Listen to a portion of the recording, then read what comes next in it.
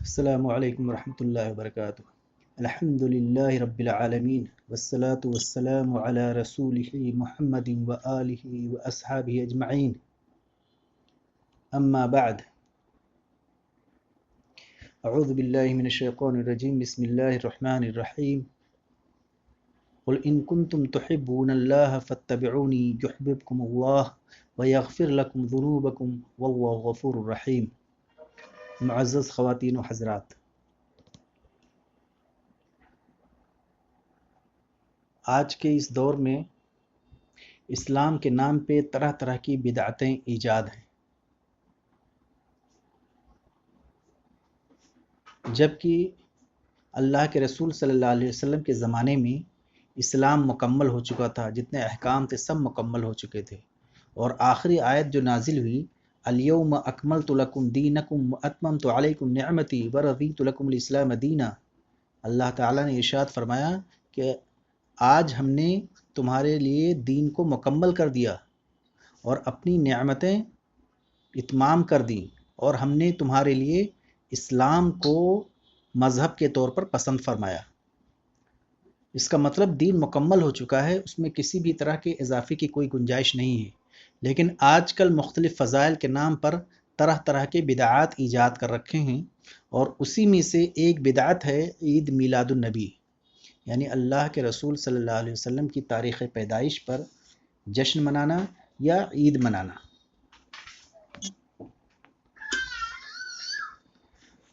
اس میں کوئی شک اور شبہ کی بات نہیں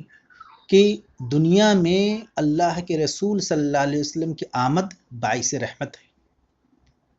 وما ارسلناک الا رحمت للعالمین، اللہ تعالیٰ نے ارشاد فرمایا کہ ہم نے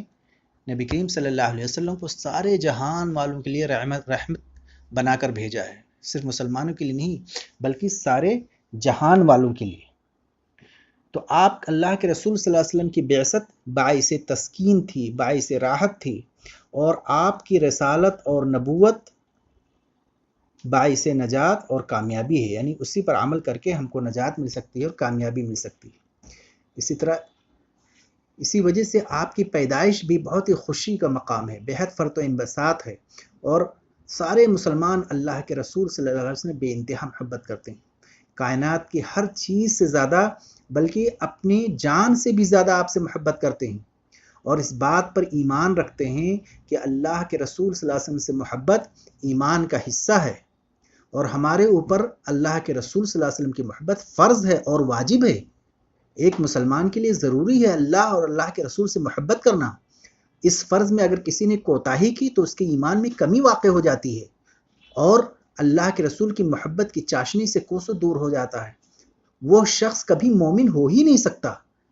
اللہ کے رسول صلی اللہ علیہ وسلم کی حدیث ہے، صحیح مسلم حدیث نمبر 44، لا یؤمن احدکم حتی اکون احب الیہ من ولدہ ووالدہ والناس اجمعین، کہ دیکھو تم میں سے کوئی شخص اس وقت تک مکمل مومن نہیں ہو سکتا، یعنی کامل مومن نہیں ہو سکتا، جب تک کہ میں اس کے نزدیک اس کے بال بچے، والد اور تمام لوگوں سے زیادہ محبوب نہ بن جاؤں۔ آج سوچئے دنیا میں انسان اپنے شوہر سے محبت کرتا ہے، اپنے بچوں سے محبت کرتا ہے، اپنے والدین سے محبت کرتا ہے،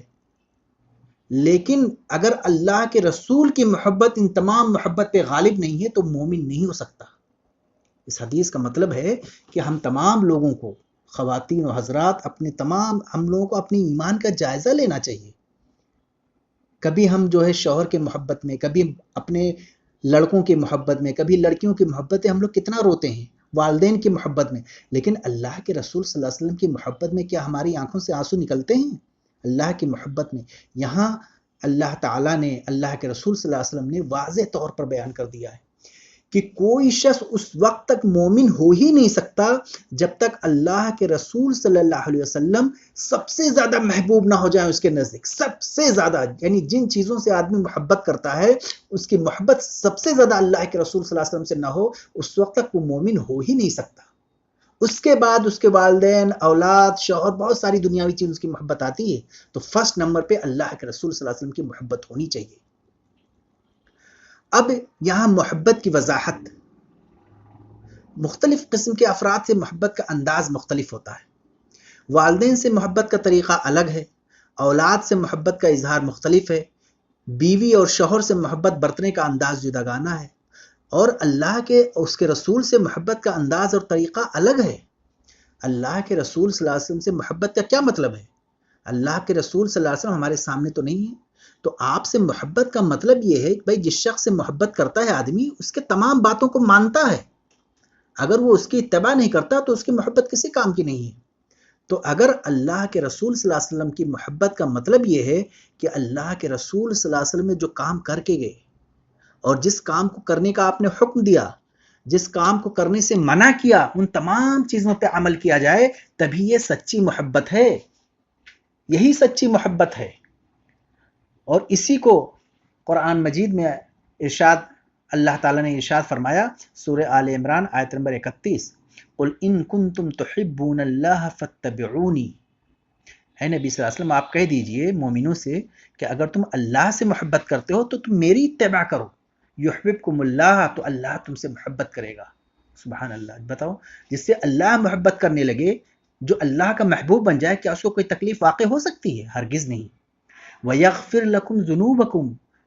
اور جب تم میری اتباع کرو گے تو اللہ تعالیٰ تمہارے گناہوں کو معاف کر دے گا۔ واللہ غفور الرحیم، اور اللہ تعالیٰ بہت زیادہ بخشنے والا اور رحم کرنے والا ہے۔ تو اللہ کی محبت یہ ہے کہ اللہ کے رسول کی پیروی کی جائے، اور اللہ کے رسول صلی اللہ علیہ وسلم کی محبت یہ ہے کہ ان کی اطاعت و پیروی کی جائے۔ تو اللہ کے رسول صلی اللہ علیہ وسلم کی اطاعت و پیروی نہ صرف اللہ کی محبت ہے بلکہ نبی کی محبت ہے، نبی کی بھی محبت ہے۔ اسی لیے آگے آیت میں کہا گیا کہ جو اللہ کے رسول کی اتباع سے منہ موڑتا ہے وہ کافر ہے۔ سورہ آل عمران آیت نمبر 32، قل اطیعوا اللہ والرسول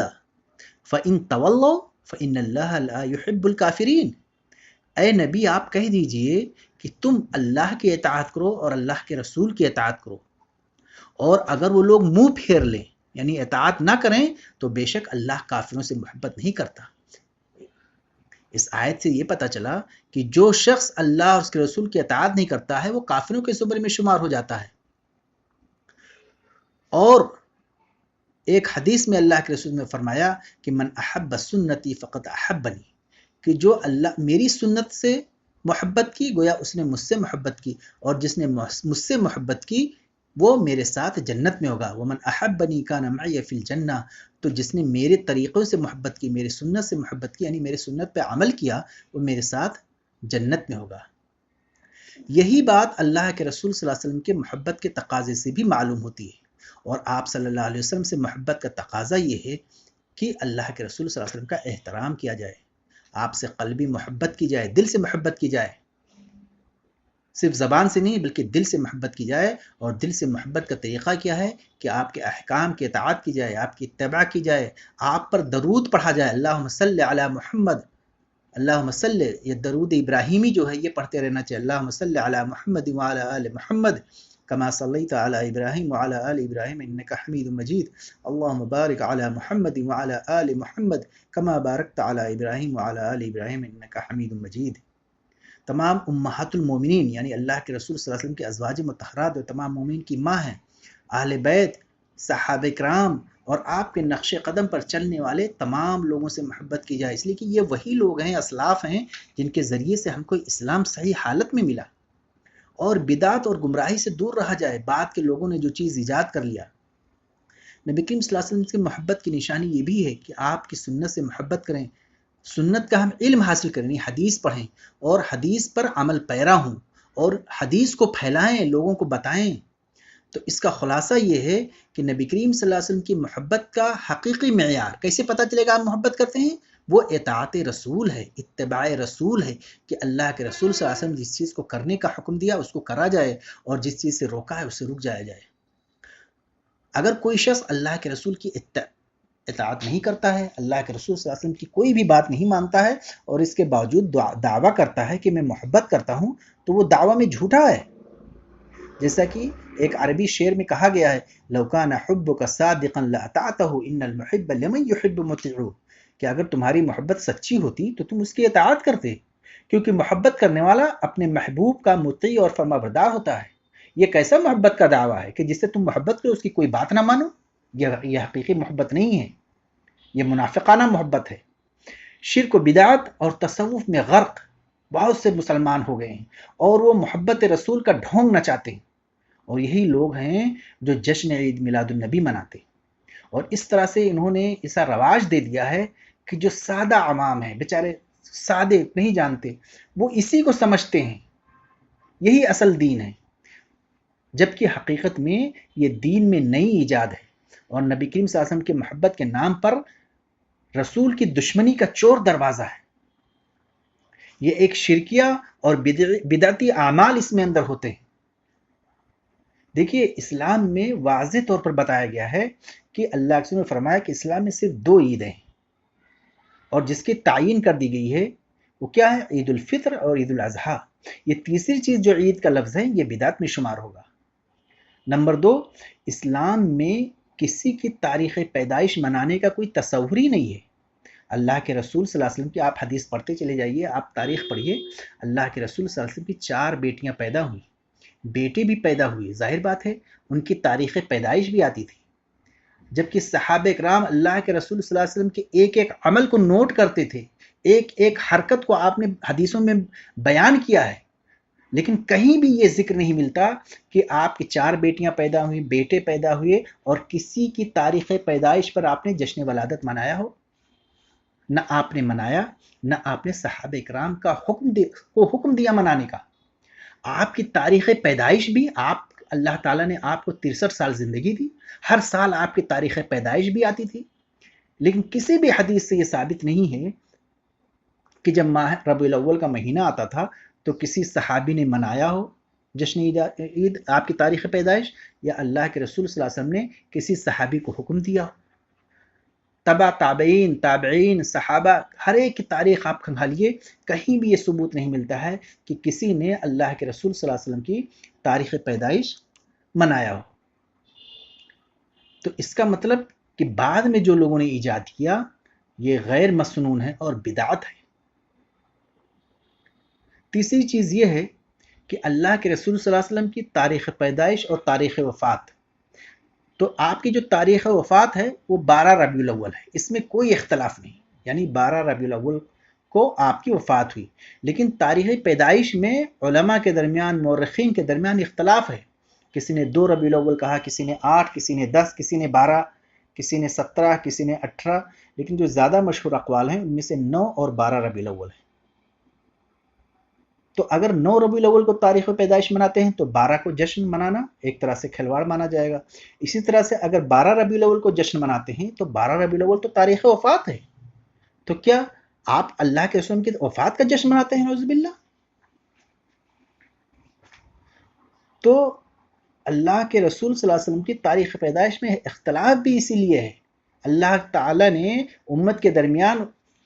تاکہ کوئی اس کو منایا نہ جائے، اس میں ایک حکمت یہ بھی ہے۔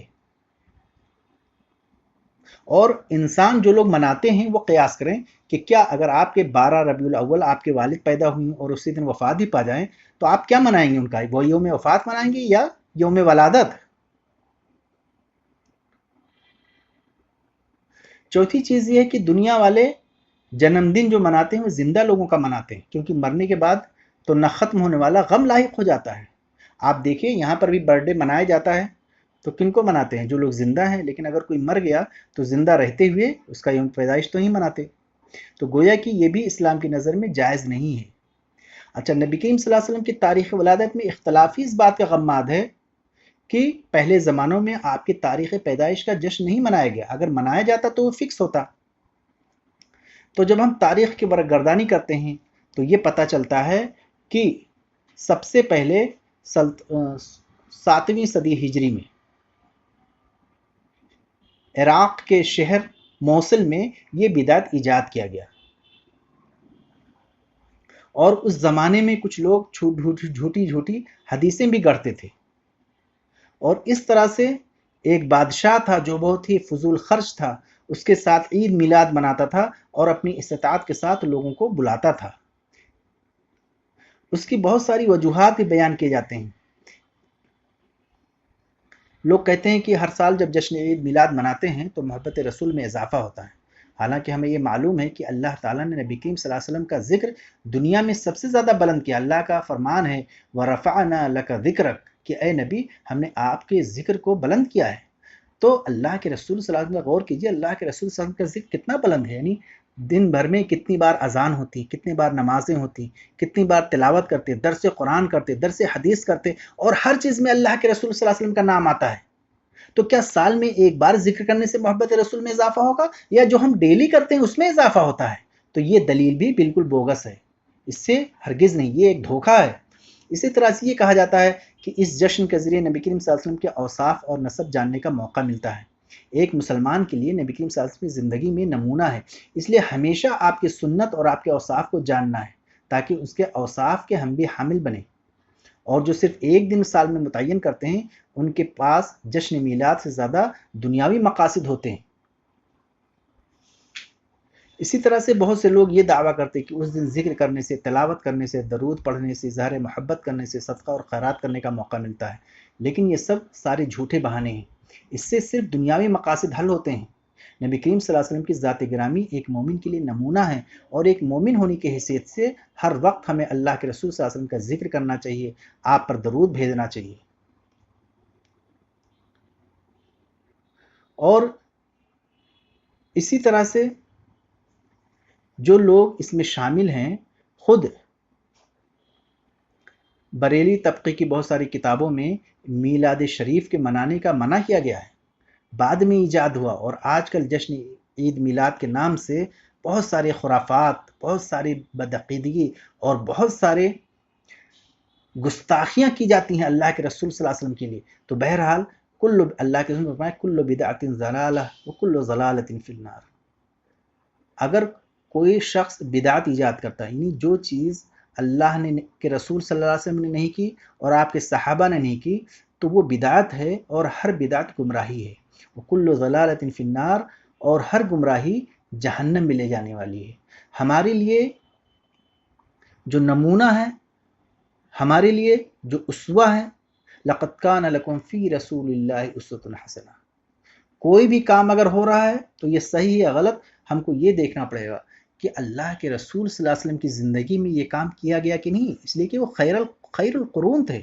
اللہ کے رسول نے فرمایا خیر القرون قرنی، سب سے بہترین زمانہ میرا زمانہ ہے۔ تو اس زمانے میں اگر کوئی کام نہیں کیا گیا اور اس کے بعد اگر دین کے نام پہ کوئی چیز زیاد کی جاتی ہے تو وہ بدعت ہوگی۔ اللہ کے رسول صلی اللہ علیہ وسلم کے زمانے میں ہزاروں صحابہ تھے، اس کے بعد تابعین، تبع تابعین، کسی نے نہیں اللہ کے رسول صلی اللہ علیہ وسلم کی تاریخ پیدائش بنائی۔ اگر یہ ثواب کا کام ہوتا تو کیا صحابہ کرام جو ہے ثواب پیچھے رہتے؟ یا اگر یہ اسلام کا ایک جز ہوتا تو کیا اللہ کے رسول صلی اللہ علیہ وسلم امت کو نہیں بتلاتے؟ اللہ کے رسول صلی اللہ علیہ وسلم نے اسلام کی تو ہر چیزیں بتا دی ہیں، ساری بنیادی چیزیں، تو کیا ہم یہ نعوذ باللہ آپ نے کچھ کوتاہی کی؟ یہ اللہ کے جو لوگ جشن عید میلاد النبی کو منانے کو اسلام کا جز سمجھتے ہیں، وہ گویا کہ اللہ کے رسول صلی اللہ علیہ وسلم پر ایک طرح سے الزام لگاتے ہیں کہ آپ نے اسلام کے سارے پیغام کو پہنچایا نہیں۔ لہٰذا یہ ضروری ہے کہ ان تمام بدعات سے بچا جائے۔ یہ اللہ کے رسول صلی اللہ علیہ وسلم کے زمانے میں کبھی نہیں ہوا، نہ صحابہ نے کیا، نہ تابعین نے کیا۔ اس لیے کہ ہمارے لیے جو معیار ہیں، جو آئیڈیل ہیں، وہ اللہ کے رسول صلی اللہ علیہ وسلم، کیونکہ اللہ تعالیٰ نے خود ان کو آئیڈیل بنایا ہے، اور وہ صحابہ کرام ہمارے لیے آئیڈیل ہیں، یعنی معیار ہیں، جو نبی کریم صلی اللہ علیہ وسلم کو دیکھ کر ایمان لائے، اس امت کے اولین مسلمان جنہیں اللہ تعالیٰ نے جنت کی بشارت دی، جن سے اللہ تعالیٰ نے راضی ہونے کا اعلان کیا، رضی اللہ عنہم ورضوا عنہ، یعنی اللہ تعالیٰ ان سے راضی ہو گیا صحابہ کرام سے۔ یہ اتنے پہنچے ہوئے لوگ، اتنے نیک اور پرہیزگار لوگ، انہوں نے کبھی یہ چیزیں نہیں منائی، تو ہم کیسے منا سکتے ہیں؟ اللہ تعالیٰ نے اللہ کے رسول صلی اللہ علیہ وسلم کے ساتھ ہی کے لیے ان کو منتخب کیا، انہوں نے نبی کریم صلی اللہ علیہ وسلم کا دیدار کیا، اور ان کے لبوں سے اللہ کے کلام اور احادیث مبارکہ کو اللہ کے حدیث مبارکہ کو اللہ کے رسول صلی اللہ علیہ وسلم کی زبان سے سننے کا شرف حاصل ہوا۔ یہ وہ صحابہ کرام ہیں جن کی ایمان صادق کو اللہ تعالیٰ نے باقی لوگوں کے لیے معیار قرار دیا۔ اللہ تعالیٰ نے ارشاد فرمایا فَإِنْ آمَنُوا بِمِثْلِ مَا أَنْتُمْ بِهِ فَقَدْ اهْتَدَوْا وَإِنْ تَوَلَّوْا فَإِنَّمَا هُمْ فِي شِقَاقٍ، اگر یہ لوگ بھی اسی طرح ایمان لائے جس طرح تم ایمان لے آئے، صحابہ کرام تو یہ ہدایت یافتہ ہو جائیں، اگر وہ منہ پھیر لیں تو وہ اس لیے کہ آپ کی مخالفت پر تلے ہوئے ہیں۔ تو وہ صحابہ کرام رضی اللہ عنہم اجمعین ہیں جن کا راستہ چھوڑ کر اگر کوئی شخص دوسرا راستہ اختیار کرے تو اللہ تعالیٰ نے جہنم کی وعید سنائی ہے۔ سورہ نساء آیت نمبر 115 میں اللہ تعالیٰ ارشاد فرماتا ہے وَمَن يُشَاقِقِ الرَّسُولَ مِن بَعْدِ مَا تَبَيَّنَ لَهُ الْهُدَى وَيَتَّبِعْ غَيْرَ سَبِيلِ الْمُؤْمِنِينَ نُوَلِّهِ مَا تَوَلَّى وَنُصْلِهِ جَهَنَّمَ وَسَاءَتْ مَصِيرًا۔ جو شخص سیدھا راستہ معلوم ہونے کے بعد، یعنی جب اس کے سامنے ہدایت کھل کر واضح آ گئی، اس کے سامنے یہ معلوم ہو گیا کہ یہ چیزیں اللہ کے رسول اسلام کے زمانے میں نہیں کی جاتی، اس کے باوجود اگر وہ پیغمبر کی مخالفت کرے اور مومنوں کے علاوہ کسی دوسرے راستے پر چلے تو جدھر وہ چلتا ہے ہم اسے ادھر ہی چلنے دیں گے اور قیامت کے دن اسے جہنم میں داخل کر دیں گے اور وہ بری جگہ ہے۔ تو یہاں مومنوں کے راستے سے مراد صحابہ کرام کا راستہ ہے، کیونکہ اس وقت جب قرآن نازل ہو رہا تھا تو صحابہ کرام ہی مومن تھے۔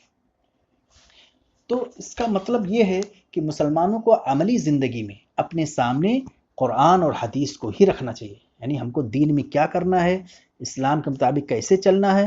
تو قرآن اور حدیث ہمارے سامنے ہونا چاہیے۔ اور اس سلسلے میں صحابہ کرام رضوان اللہ علیہ مجمعین کے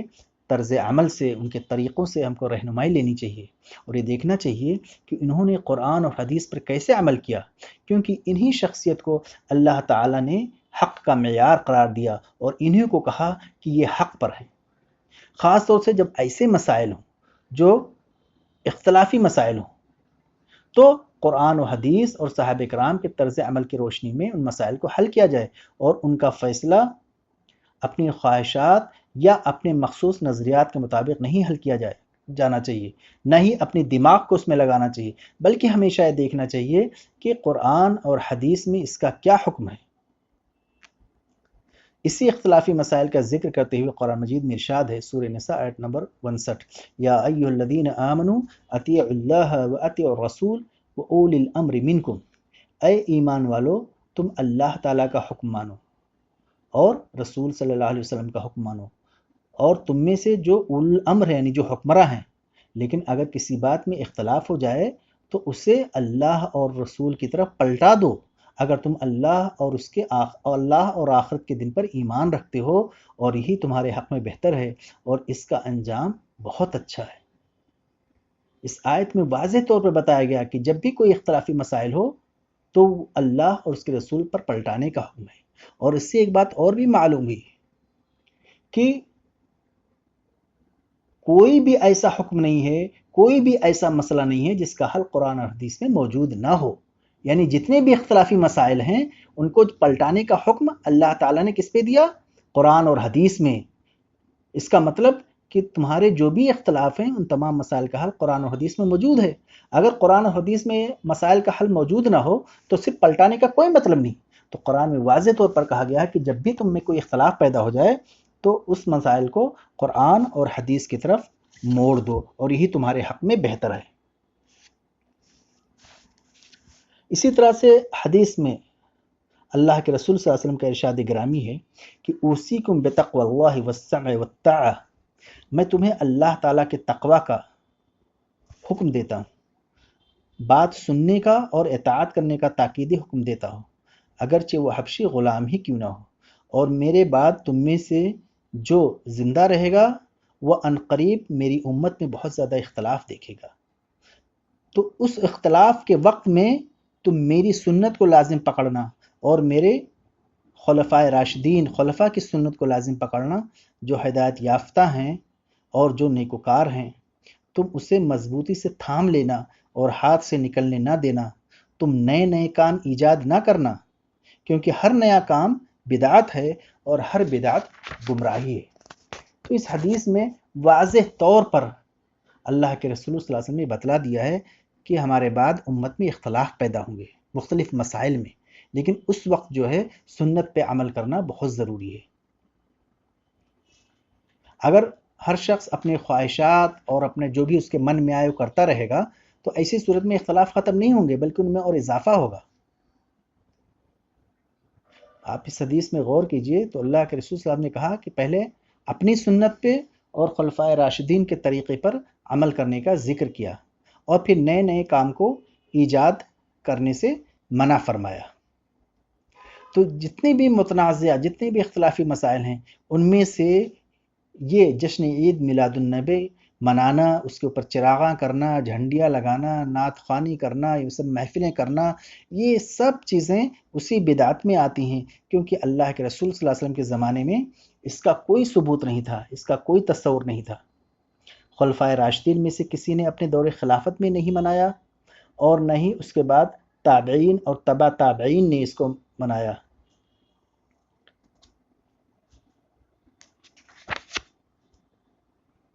اس کو بعد کے لوگوں میں جب گمراہیاں عام ہونے لگیں تب لوگوں نے اس کو ایجاد کیا، اور یہ غیر مسلمین کے کلچر سے لیا گیا۔ جس طرح سے عیسائی حضرت عیسیٰ علیہ السلام کی تاریخ پیدائش کو مناتے ہیں کرسمس کے دن میں، یا اسی طرح سے بعد کے لوگوں نے گویا کہ دوسرے مذاہب کی اتباع کرتے ہوئے اسلام میں اس کو ایجاد کر دیا، مسلمان بادشاہوں نے یا مسلمانوں نے۔ اور حدیث میں واضح طور پر ہے من تشبہ بقوم فہو منہم، اگر کسی نے کسی قوم کی مشابہت کی، چاہے کلچر میں اور چاہے فیسٹیول یا تیوہار منانے میں، تو وہ انہی میں سے ہے۔ لہٰذا یہ ہرگز جائز نہیں، یہ بدعت گمراہی کی طرف لے جاتی ہے، اور اسلام ایک مکمل دین ہے، یہ مکمل ہو چکا ہے، جیسا کہ ہم نے بتایا کہ الیوم اکملت لکم دینکم واتممت علیکم نعمتی، یعنی اللہ تعالیٰ نے قرآن مجید میں ارشاد فرمایا کہ ہم نے تمہارا دین مکمل کر دیا، یعنی 1400 سال پہلے اللہ کے رسول صلی اللہ علیہ وسلم کے زمانے میں ایمان مکمل ہو گیا، اور جب ایمان مکمل ہو گیا تو اللہ کے رسول صلی اللہ علیہ وسلم کو اللہ تعالیٰ نے اپنے پاس بلا لیا، یعنی آپ کی وفات ہو گئی۔ اب اس کے بعد کوئی بھی نئی چیز ایجاد ہوتی ہے تو وہ بدعت میں اس کا شمار ہوگا، وَكُلُّ بِدْعَةٍ ضَلَالَةٍ وَكُلُّ ضَلَالَةٍ فِي النَّارِ، اور وہ گمراہی ہوگی، اور گمراہی جہنم میں لے جاتی ہے۔ دوسرا ہے کہ اللہ کے رسول صاحب نے ہر خیر کا حکم دیا، جتنی بھی بھلائی کی چیزیں ہیں ان تمام چیزوں کو اللہ تعالیٰ نے، اللہ کے رسول صلی اللہ علیہ وسلم نے حکم دے دیا تھا، جیسا کہ حدیث میں ہے، اللہ نے فرمایا ما ترکت شیئا یقربکم الی اللہ ویبعدکم عن النار الا امرتکم بہ، میں نے تمہیں، اللہ کے رسول صلی اللہ علیہ وسلم فرماتے ہیں کہ اے مومنو، اے مسلمانوں، میں نے تمہیں ہر اس بات کا حکم دے دیا ہے جو تمہیں اللہ کے قریب لے جائے، اور میں نے تمہیں ہر اس چیز سے روک دیا ہے جو تمہیں جہنم کے قریب کرے اور اللہ سے دور کر دے۔ سبحان اللہ، سوچیے کہ کیا کوئی ایسی خیر کی چیز رہ گئی تھی جس کو اللہ کے رسول نہیں بتاتے؟ خود اللہ کے رسول کہہ رہے ہیں کہ میں نے ہر چیز بتلا دی ہے۔ تو جشن عید میلاد کا تو تذکرہ نہیں ہے، اس کا مطلب کہ یہ چیزیں گمراہی ہیں۔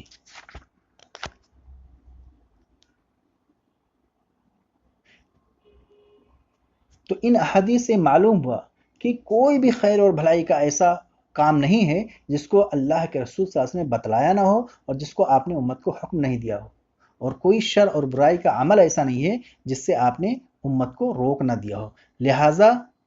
اب اس نتیجے پر پہنچنا بہت آسان ہے کہ ہر وہ عمل جو لوگوں کے نزدیک خیر اور بھلائی کا عمل تصور کیا جاتا ہو، اس وقت تک خیر اور بھلائی کا عمل نہیں ہو سکتا جب تک اللہ کے رسول صلی اللہ علیہ وسلم نے اس کے متعلق کوئی حکم نہ دیا ہو اور کوئی ترغیب ثابت نہ ہو۔ گویا کہ خیر اور شر، یعنی کوئی کام اچھا ہے یا برا، اس کے پہچاننے کا معیار صرف اللہ کے رسول صلی اللہ علیہ وسلم کی احادیث ہیں۔ کسی کے شوق اور رغبت نہیں، یا کسی کا خواہش نہیں کہ وہ اپنے دل کے مطابق جو چاہے کسی چیز کو اچھا کہہ دے، کسی چیز کو برا کہہ دے، ہرگز نہیں، بلکہ اس کا معیار صرف اللہ کے رسول صلی اللہ علیہ وسلم کی حدیث ہے، اللہ کے رسول صلی اللہ علیہ وسلم کا حکم ہے۔ اور اس حقیقت سے کسی شخص کو انکار نہیں کہ اللہ کے رسول صلی اللہ علیہ وسلم سب سے زیادہ متقی تھے، سب سے زیادہ عبادت گزار تھے، لہٰذا اللہ کے رسول صلی اللہ علیہ وسلم سے جو ثابت شدہ عبادات ہیں، یعنی عبادت کی چیزیں جو ثابت ہیں وہی کرنا چاہیے، کسی نئی چیز کو ہرگز یہ جرات نہیں کرنی چاہیے کہ اس میں وہ شامل کریں۔ بخاری اور مسلم میں حضرت انس رضی اللہ تعالیٰ عنہ سے روایت ہے کہ کچھ لوگ نبی کریم صلی اللہ علیہ وسلم کے یہاں حاضر ہوئے اور ازواج مطہرات یعنی امہات المومنین سے اللہ کے رسول صلی اللہ علیہ وسلم کی عبادت کے متعلق سوال کیا کہ عبادت کے متعلق بتائیے۔ چنانچہ اللہ کے رسول صلی اللہ علیہ وسلم کی ازواج مطہرات نے اس بارے میں بتلایا تو وہ صحابہ کرام آپ کی عبادت کو کم تصور کرنے لگے، یعنی کہنے لگے یہ تو بہت کم عبادت ہے، اور کہنے لگے ہم کہاں نبی کریم صلی اللہ علیہ وسلم کے برابر ہو سکتے ہیں، ان کی تو اللہ تعالیٰ نے اگلی پچھلی تمام خطائیں معاف فرما دی ہیں۔ پھر ان میں سے ایک شخص نے کہا، یعنی جو پوچھنے آئے تھے اس نے کیا کہا؟ میں تو ہمیشہ ساری رات قیام کرتا رہوں گا۔ دوسرے نے کہا میں تو ہمیشہ روزہ رکھوں گا اور کبھی روزہ چھوڑوں گا ہی نہیں۔ تیسرے نے کہا میں تو کبھی شادی ہی نہیں کروں گا، یعنی عورتوں سے الگ رہوں گا۔ جب یہ باتیں اللہ کے رسول صلی اللہ علیہ وسلم تک پہنچی تو آپ ان کے پاس آئے اور فرمایا انتم الذین قلتم کذا وکذا، کیا تم ہو وہ لوگ جنہوں نے ایسی ایسی باتیں کہی ہیں؟ اما واللہ انی لاخشاکم للہ واتقاکم، تم کو جاننا چاہیے کہ خدا کی قسم میں تم سے زیادہ، سب سے زیادہ اللہ تعالیٰ سے ڈرنے والا ہوں اور سب سے زیادہ متقی ہوں۔ اس کے بعد دیکھو میں روزہ بھی رکھتا ہوں اور کبھی روزہ چھوڑ بھی دیتا ہوں، میں رات کو قیام بھی کرتا ہوں، کبھی رات کو سو بھی جاتا ہوں، میں عورتوں سے شادی بھی کرتا ہوں۔ لہٰذا جو شخص میرے طریقے سے اعراض کرے گا، یعنی جو میری سنت سے اعراض کرے گا، وہ مجھ سے نہیں ہوگا۔ سبحان اللہ۔ تو یہ تمام چیزیں اللہ کے رسول صلی اللہ علیہ وسلم نے اپنی اس حیثیت کا ذکر فرما دیا کہ میں تم تمام لوگوں سے زیادہ متقی ہوں اور سب سے بڑا عبادت گزار ہوں۔ پھر آپ نے اس طریقہ کار کی بھی وضاحت فرمائی اور کہا کہ جو اس شخص سے منہ اور اس طریقے سے منہ پھیرے گا، یعنی اس طریقے پر عمل نہیں کرے گا، اس شخص کا مجھ سے کوئی تعلق نہیں۔ اس سے ثابت ہوا کہ صرف وہی عبادات کرنی چاہیے جو اللہ کے رسول صلی اللہ علیہ وسلم سے ثابت ہو۔ کسی ایسے عمل کو عبادت ہرگز نہیں سمجھنا چاہیے جو آدمی اپنی طرف سے ایجاد کرے اور جس کا کوئی ثبوت اللہ کے رسول صلی اللہ علیہ وسلم کی طرف سے نہ ملتا ہو۔ دیکھیے عمل کی قبولیت کے لیے علماء نے 3 چیزیں کہی، 3 چیزیں۔ نمبر 1، کوئی بھی عمل آپ کرتے ہو تو وہ اس کے اندر خلوص ہونا چاہیے۔ خلوص مطلب اللہ تعالیٰ کے لیے، اللہ کو راضی کرنے کے لیے، مقصد یہ ہونا چاہیے۔ سب سے پہلی شرط جو ہے وہ اخلاص، یعنی اللہ تعالیٰ کے لیے ہم صدقہ کریں، اس کا مقصد ہے کہ اللہ تعالیٰ ہم سے راضی ہو جائے۔ ہم کسی کے ساتھ حسن سلوک کرتے ہیں، چاہے وہ ہمارے رشتہ دار ہوں، ہمارے پڑوسی ہوں، ہمارے مسلمان بھائی ہوں یا غیر مسلم حضرات ہوں، جن کے ساتھ ہم اچھا سلوک کرتے ہیں، اس کا بھی مقصد اللہ کی رضا، اللہ کے لیے۔ یہ اس کو کہتے ہیں اخلاص۔ اگر اس میں دکھاوا آ گیا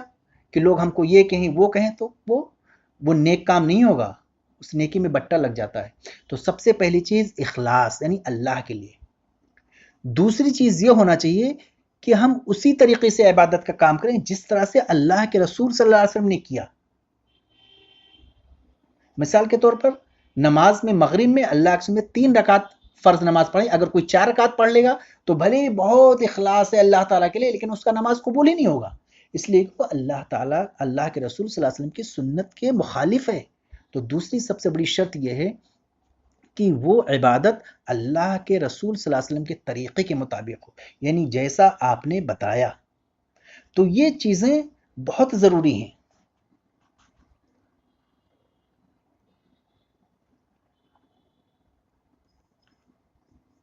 اور اس کی وجہ یہ ہے کہ اللہ کے رسول صلی اللہ علیہ وسلم نے دین میں کمی اور بیشی کرنے کی کوئی گنجائش نہیں چھوڑی، نہ ہم اس میں کم کر سکتے ہیں نہ زیادہ کر سکتے ہیں۔ اسی لیے دین میں نئے نئے کام ایجاد کرنا اور ان پر عمل کرنا حرام ہے۔ بہت سے لوگ فضائل کے نام پہ بہت ساری طریقے ایجاد کر دیتے ہیں، بہت ساری دعائیں ایجاد کر دیتے ہیں۔ آپ سوچئے اگر اس کی اجازت دے دی جاتی تو ہر آدمی جو ہے اپنے من کے مطابق ایجاد کر دیتا، اس کے تو کوئی انتہا ہی نہیں ہوگی، ہر آدمی اپنی خواہش کے مطابق طرح کی جائے۔ اسی لیے کہا گیا ہے کہ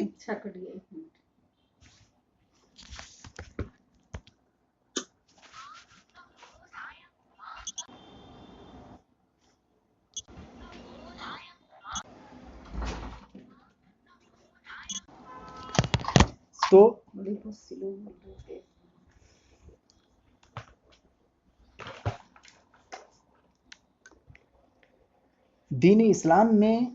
کمی بیشی کی کوئی گنجائش اللہ کے رسول صلی اللہ علیہ وسلم نے نہیں چھوڑی ہے، اور دین میں نئے کام کا ایجاد کرنا اور اس پر عمل کرنا حرام ہے۔ اسی اصول کی بنا پر یہ کہا جا سکتا ہے کہ عید میلاد النبی کی شریعت میں کوئی حیثیت نہیں اور نہ ہی یہ دین کا حصہ ہے، کیونکہ اگر یہ دین کا حصہ ہوتا تو قرآن میں، حدیث میں آتا،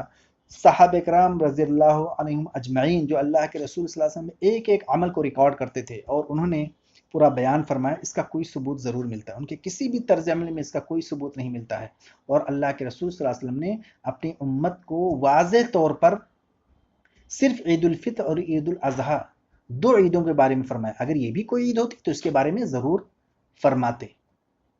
اور دوسری چیز، جو لوگ عید میلاد النبی مناتے ہیں وہ اللہ کے رسول صلی اللہ علیہ وسلم کی تعریف میں بہت زیادہ غلو کر جاتے ہیں، بہت زیادہ مبالغہ آ رہی ہے، یہاں تک کہ نعوذ باللہ کچھ لوگ خدا کے برابر کہہ دیتے ہیں۔ تو یہ سب کام حرام ہے۔ جس طرح سے غیر مسلموں کی نقالی کی جاتی ہے، یہ تمام چیزیں اسلام میں بالکل بھی جائز نہیں ہیں۔ اسی لیے تمام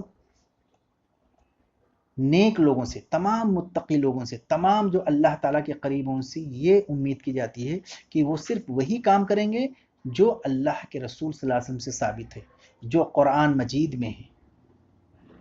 قرآن اور حدیث میں اللہ کے رسول صلی اللہ علیہ وسلم سے جو بھی ثابت ہے، صرف وہی عبادات قابل قبول ہیں۔ جیسا کہ ہم نے بتایا کہ نیک اعمال کی قبولیت کے لیے دو چیزیں بہت ضروری ہیں۔ پہلی چیز کہ اخلاص صرف اللہ تعالیٰ کے لیے، مقصد ہو اللہ کو راضی کرنا، جنت کا حصول، جہنم سے بچاؤ، انسان کو بالکل دکھانا نہ ہو، ریاکاری نہ ہو۔ اور دوسری چیز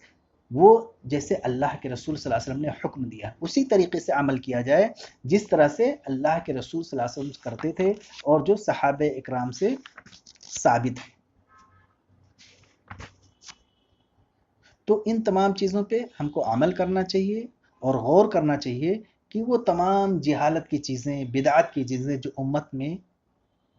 چلی آئی ہیں غیر مسلموں کے ساتھ رہنے کی وجہ سے، ان تمام چیزوں کو دور کرنا چاہیے، ان تمام چیزوں کو سے ہم لوگوں کو بھی خود دور رہنا چاہیے۔ اس لیے کہ قرآن مجید میں کہا گیا ہے کہ اسلام کی بعثت کا مقصد یہ ہے کہ ان تمام بوجھوں کو اتار پھینکنا، ان تمام بیڑیوں کو اتار پھینکنا جو جہالت کی وجہ سے تم میں آ گئی ہیں۔ اسلام بہت سیدھا سادہ اور سچا مذہب ہے، اسلام میں کوئی خرافات نہیں ہے۔